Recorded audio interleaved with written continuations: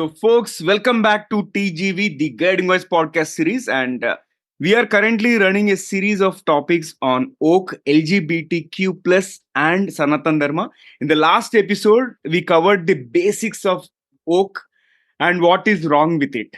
Right. So, in today's episode, we are going to continue the conversation with Amishi Seth on how does this oak relate to LGBTQ and how is this impacting countries like Bharat, India. And before we get into the show, let me introduce Amishi for those of you who have not tuned into any of our episodes so far. Amishi Seth is back on our platform. We have hosted her on our last episode. And also, she was part of episode number 450, which was a milestone episode where she covered on Sanatan Dharma. She's a playwright and author with 3 books published by Penguin and Landmark. And you will find links to her social media coordinates in the show notes or episode description. Please feel free to check them out and connect with her. And today we are going to continue our conversation, which is part 2. We will dive deep into how this oak is related to LGBTQ and also what is the impact of oak LGBTQ on the countries like Bharat. So Amishi, welcome back, and this is our part 2 of the conversation. And thank you once again for joining me. And how are you doing today? Thank you. All right. So in the last episode, we have covered the basics of oak, which was personally very much enlightening for me because all these days I was not aware of the concepts that you have mentioned. And today, let us take it forward and talk about how does this oak relate to LGBTQ community. Okay. So just one little recap is that oak means that there are only 2 categories of people in the world: the oppressors and the oppressed. And everything in the world, history, logic, science, language, culture, tradition, all of it has been designed by the oppressors in order to oppress the oppressed. Okay. And we discussed how that translates and what horrifying consequences this has. Yep. Now let's look at LGBTQ+. Now LGBTQ+ is the classic example of what is wrong with oak. But a caveat. So L stands for lesbians, G for gays, B for bisexuals, T for transgenders, and Q+ is where the problem is. So when I talk about LGBTQ+, let's be very, very clear that although the acronym stands for lesbian, gay, homosexuality, actually this whole LGBTQ+ movement, which is also called as the gender theory or the gender fluidity theory, has got nothing to do with sexual orientation. Mm-hmm. They have only used these words to render credibility to something which is completely unscientific. So homosexuality rights, personally as an individual, I completely stand by them. And I completely agree to abolishing of Article 377 in India and all of that. I completely stand with that. But I will urge your audience to hear me out before come to any further conclusion. So what does this gender theory say? Gender theory says that your gender has nothing to do with the biology of the body in which you're born. Now so how do they use language for that? So what they say is sex is different from gender. Yeah. Sex is your biology. Gender is what you identify with. Even though you may be born in a man's body, you can still say, I'm a woman. And that's okay. And you have every right to do that. If you're a woman, you can still say, no, I am a man. That's what I identify myself as. And, that has to be agreed. And so that's one way they use language. Another way that they use language is, and this is happening in America, which is so shocking. Children in schools, as young as 5-year-olds, 6-year-olds, are being asked, do you identify with the gender you were assigned at birth? Now, the thing is, gender is not assigned. It is something that is established during conception. It's not something that is open for discussion. But by using language in this way, you tell the student, so you don't have to be a boy. You can, although you look like a boy, you can still be a girl. Okay. Now, the horrifying way in which it plays out. Science. There are no proven long-term studies of its viability. It just says gender is a social construct meant for social oppression and you need to fight against that. Okay. It has got no scientific basis. In fact, What is emerging is horrifying, which I will just get into in a second. So, what does a typical American and Europe, it's all across Europe, it's all across America. What happens? So, step one of this kind of an, it has now started being called a social contagion. Just as COVID was a biological contagion that spread from one person to another by virtue of physical contact. In the same way, a social contagion means an idea that becomes virulent across society and suddenly everybody starts ascribing to it. This is what is happening in Europe and America. So, firstly, this is step one is there is a lot of talk about gender fluidity. It's happening all over TikTok. It's happening all over social media. So children are getting indoctrinated into the idea that it's valid to not identify with your biology. Okay, it's valid. So that idea is being seeded into kids. Now, typically, a kid, by the age of 10 or 11, these days puberty ages are reducing, right? So by the age of 10 or 11, the body starts preparing for puberty. And that's a very hard time for any person. Any person. Okay, it has always been hard. It's not easy to suddenly start dealing with changes in your body. I think every woman on planet Earth has hated being a girl during that time. Okay, has always wanted to be a boy for those 2, 3 years. But that's so you can understand. So now look at the child from this context. There is this idea being fed into the kid that you don't have to identify your gender. Suddenly your gender has become very hard to live by. Okay. Add to that other problems. For example, there could be anorexia, there could be broken family, there could be abusive parents, there could be stress and anxiety. Okay, that the kid is already battling. And now there's this fresh new idea. So let me take an example of a girl who suddenly starts identifying with a boy. What happens to her? So here's a girl who's 10 or 11, who's not liking what is happening to her body. She has other issues, mental issues. So one fine day, she comes to school and she says, you know what? I don't think I'm a girl. I'm a boy. Immediately. And this is unbelievable. I mean, just to convince myself that this was happening, the amount of research I've had to do. So immediately, the school teachers and everybody swoop in and they are like, oh, you identify as a boy. What name would you like to be called by? So the girl gives a name. What pronouns do you want to be used? Should we start referring to you as he now? Or do you want she or do you want non-binary, which is they? What if? Okay, the kid says, okay, I want to be identified as a he. Fantastic. So the teacher introduces the child to the class, saying that from today onwards, he is a boy and he is he, him, her, are his pronoun. And suddenly, when the class में girls and boys का division हो रहा है, that girl is suddenly now in the boys section. They ask the child, what bathroom would you like to use? They ask the child, a 10-year-old kid, and this is rampant. This is not a one-off case. They ask the child, do you want privacy from your parents? Just to give you one statistic at how rampant this is. Till the early 2000s, there was only one gender clinic in all of US. Okay. Today, there are more than 300. Look at the exponential increase in these cases. Okay. So this drama goes on for a few days, and suddenly this child who's very anxious, who's going through other mental problems, suddenly is treated like a prince or a princess. Oh, you have owned up to your truth. So imagine the child is getting encouraged to go further on this path.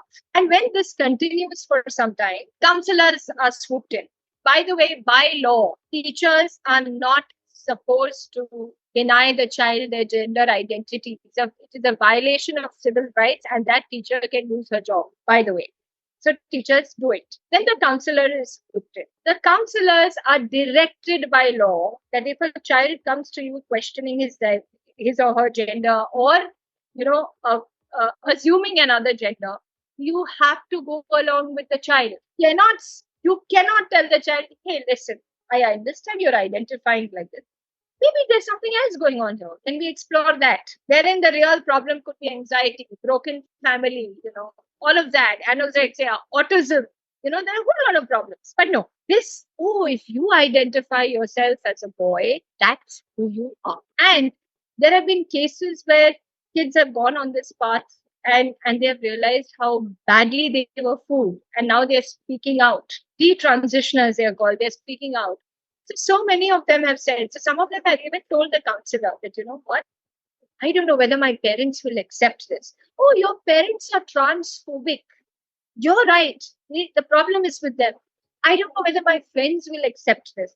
Your friends are transphobic. The problem is with them. The problem is not with. Ultimately, after these kind of barely some 2 3 sessions, the counselor writes or the therapist writes a diagnosis. The diagnosis is called gender dysphoria, and the parents are now called in.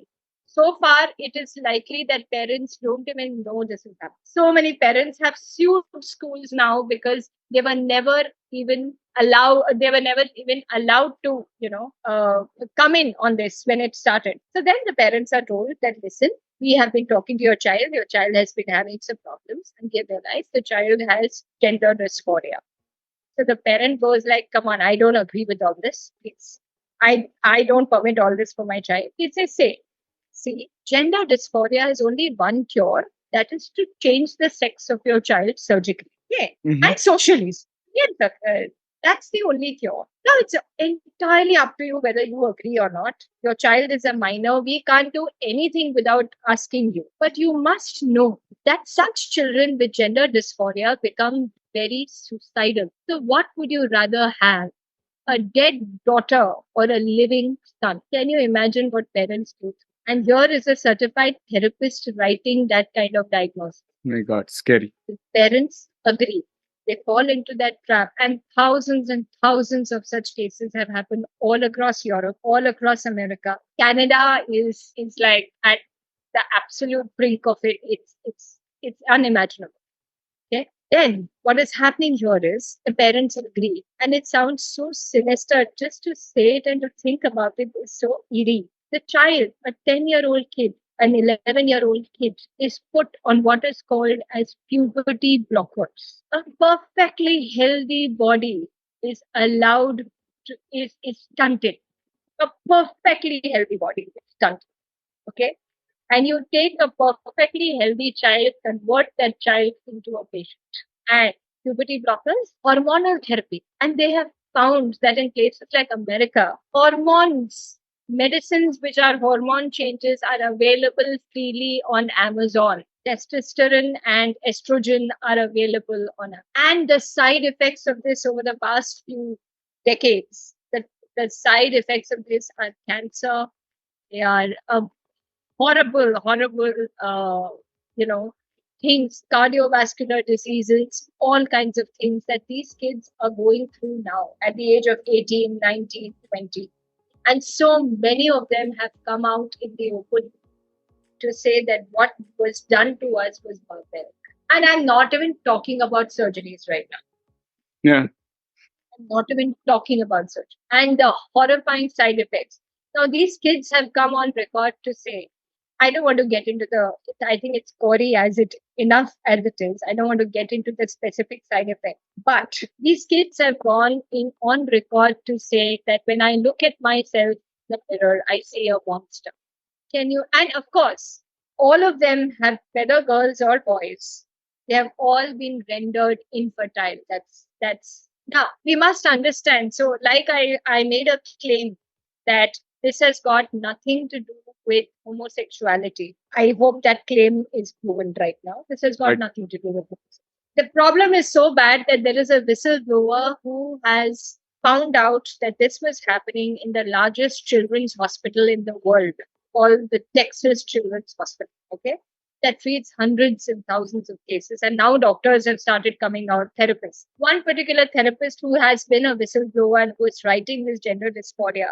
I'll just tell you how disturbing this is. Very simply, her 10-year-old son came home from school one day and he told her, Mom, and this was right after the holidays, Mom, my friend suddenly has come back as a girl. What happened? Did he grow a new body during vacation? And everybody is affirming that. So the child is confused. So she didn't know how to explain it to this child. And then the child asked a question. Mom, how do I know that I am a boy? And that's when she decided, I am not doing this anymore. Okay? And On a lighter note again, the Q plus that is there, okay, which is not defined. One manifestation of the Q is children identifying themselves as animals. Wow. So they come to school New dimension. with funny ears and tails and all of that and go meow meow or whatever animal. And you have to affirm that. And all of this nonsense is called gender affirming care. And each of these surgeries requires months and months of care, post surgical care. And none of these surgeries are successful because you can't take something which is natural and healthy, replace it with something artificial, and expect it to work normally. It doesn't happen. This is LGBTQ. Wow. So enlightening. And I think those are some frightening incidents. And I'm really curious, how is this situation impacting countries like Bharat? Before I talk about Bharat, just one last thing, which Yeah. everybody can move right away, is there is this man, okay, I remember, I forgot his original name, swimmer, who suddenly decided that I'm a woman. A full grown man who decided I'm a woman. And when he was a male swimmer, he was 465th in world ranking or American ranking. When he became a woman and started swimming, competing with women, he calls himself Leah Thomas. Please Google Leah Thomas. Leah Thomas became the champion from 465th. The moment he started competing with women, he came first. And now he wants to compete in the Olympics in the women's category. Olympics has denied it. Olympics 2024 has denied it. And Yeah. Leah Thomas has sued the Olympic authority because he wants to participate as a woman, mainly because he identifies as a woman. Yeah. Okay. I Now, how is this impacting Bharat? Let me Yeah. quickly get on. First and foremost, as LGBTQ plus is happening, there are gender sensitization workshops happening in schools across Bharat as we speak. I have heard of cases where people are choosing their pronouns. Children are choosing their pronouns. This is happening in Bharat as we speak. I don't know how many parents are even aware that the schools are doing gender sensitization work. For us to go into the horrifying surgical path may not be imminent right now. But the point is, the idea is being seeded. And please understand one thing, a child who gets up in the morning and wonders whether I'm a boy or a girl today, what good is the child going to do in the world? If I am hurt just because you look at me and you say she, and I say, oh my God, don't respect me. I don't identify as a she. You're supposed to call me a he or a they. A person who gets hurt by that, what kind of emotional makeup is that kid going to have? So LGBTQ plus, it's happening in Bharat. We have to nip it in the bud, and parents have to ensure that gender sensitization workshops are not happening in this. Number one. Two, very as far as the other aspects of woke are concerned, Bharat is a sitting duck. Why is it a sitting duck? Because we have been blessed with so much diversity. So if somebody wants to create factions into factions into factions, we have a whole variety of things. The Rajputs, the Jats, the Khalistanis, the Middle East, the Bengalis, the Lingayats, what have you. You can just have that. So we, as a country, we need to be very mindful of that no factions. We are one culture, one country. Politically, already we have our political leaders saying that people from the northeast look like the Chinese, people from the west look like the Arabs, people like in the south look like the Africans. Already that has started. So we have to completely be mindful of that. Another thing that is already happening in America is that just as the oppressors is equal to the whites and the oppressed is equal to the blacks, in the broader sense, the same thing is whites is equal to Brahmins and blacks is equal to Dalits. In America, you have caste sensitization seminars across big Fortune 500 companies, which Hindu Indian employees are mandated to attend. They are already saying IITs, which is the pride of Bharat in terms of education, IITs are Brahmin dominated because, which is ridiculous. All communities get an equal chance to participate. And IIT exams are maths. The answers can either be right or wrong. It has got nothing to do with your race. But already we had one political leader saying that Dalits, if Dalits design the IIT paper, then Dalits will pass.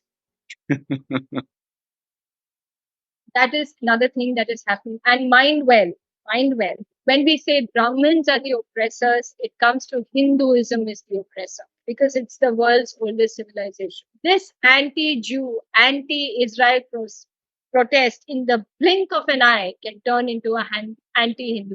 We need to be very mindful of that.